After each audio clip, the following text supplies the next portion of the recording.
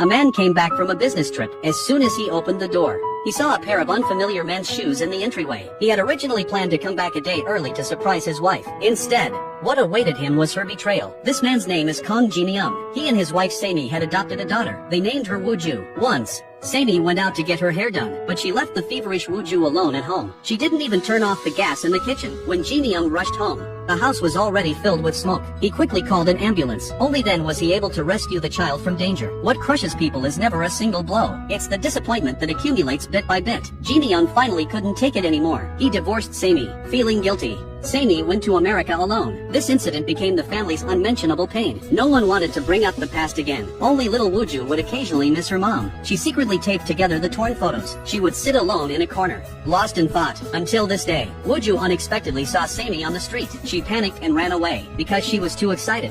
It triggered her asthma, and she collapsed on the roadside. Fortunately, a woman named Eun-soo happened to pass by. She immediately took her to the hospital. Jin-young received the news and rushed over. When he saw Eun-soo, he immediately called the police. He was convinced she was a human trafficker who kidnapped children. Eun-soo originally wanted to tell the truth. I'm Wooju's biological mother. But seeing that her daughter had already gotten out of the car, she remained silent, afraid that the child would be hurt. She didn't explain anything. She was quietly taken to the police station. The doctor came out and told Jin-young that the child had asthma and must take medicine on time. The nurse mistook Eun-soo for Jin-young's wife. She handed him her bag. Jin-young found train tickets in the bag. This made him even more convinced that she was trying to kidnap Wooju. At the police station, Eun-soo said she wasn't a bad person, but the police found that she had a criminal record. She had served time for murder. They even blamed several missing children cases on her. Eun-soo didn't argue. She just made one request. Please make sure to tell Mr. Kong to remember to give Wooju her medicine on time. Jin-young thought she was acting, trying to gain sympathy to reduce her sentence. But when Wooju woke up, she said, "That lady isn't a bad person. She said I look like her daughter.